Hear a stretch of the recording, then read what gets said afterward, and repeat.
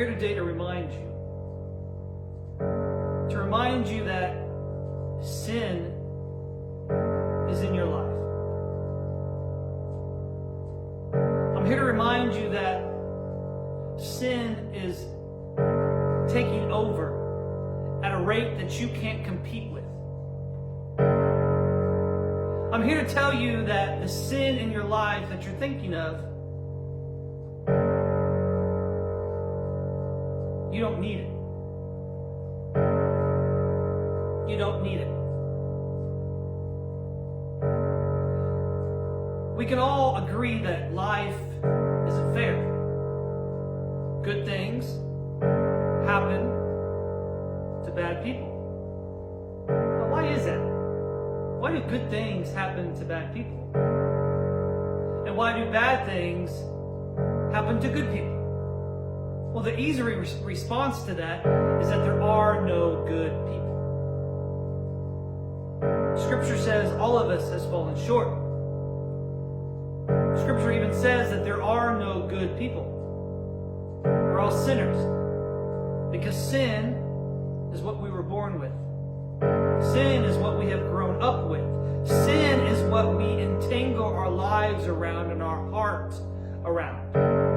Instead of Christ being the center of our life, as Charlie would say, it's mostly sin. Mostly sin.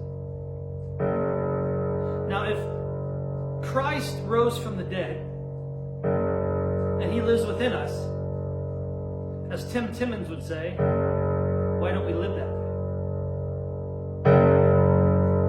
It's because the sin in our lives gets louder and louder and louder.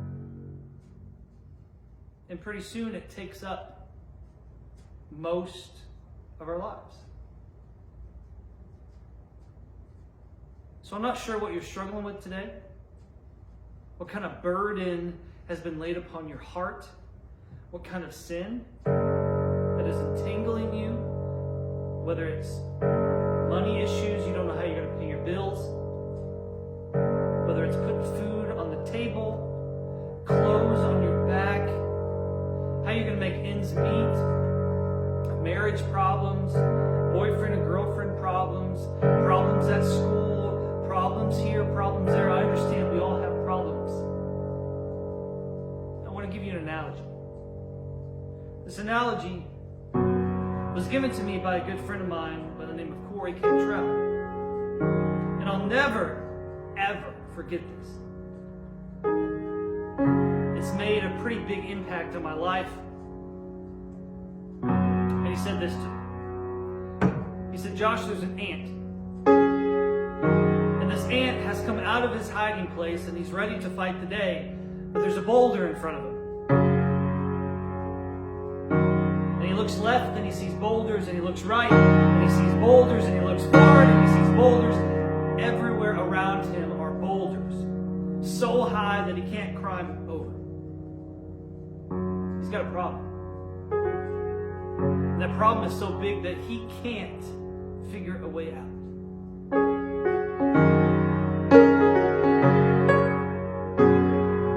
But if we zoom out, all we see is a gravel or pebble driveway. It doesn't look so big to us, right? But when you're in that moment like the ant, with the burdens or the sin that's in our lives, it's huge. And we don't know how we're going to overcome it. And he said, now look at your life. What kind of rocks, what kind of boulders or gravel that's in your life that you can't overcome? It's a pretty big deal to you. But when God sees it and we zoom out and we try to fathom God's view, all He sees are mountains, which is equivalent to our gravel driveway in the eyes of God, naturally. God doesn't look at it like it's a big thing, like it's a big ordeal that you're never ever going to be able to figure out how to get over that mountain or in that hilltop. or over the gravel driveway that you've got. Because to God, there's nothing too big that He can't handle. And there's nothing too small that He will waste His time on. Because every moment with you is worth it. And I'll never forget that. That whatever struggles come into my way, whatever circumstances that I'm fighting, and we all fight, me included, no different. Our rocks, our boulders, our mountains, God sees as nothing. It's not big to Him. Because God is so great that He can overcome anything. There's nothing that is impossible with God. So I want to reassure you today to stay faithful.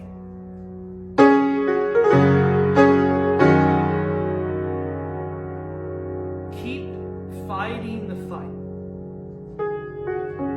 Pushing towards the prize of being more like God in every single way that you can. And when struggles arise, problems arise, circumstances that you think you can't overcome, listen, God's already overcome them. There's nothing that has ever caught God by surprise. Nothing. I heard somebody tell me that God's future is your past.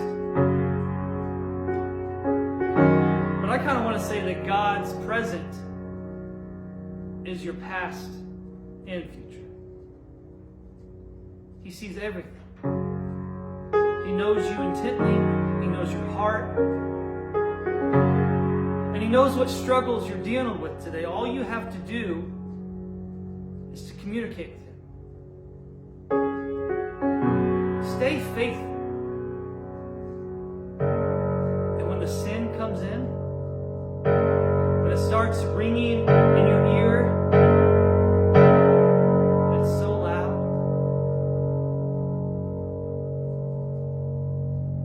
stay faithful. Stay faithful. Stay faithful.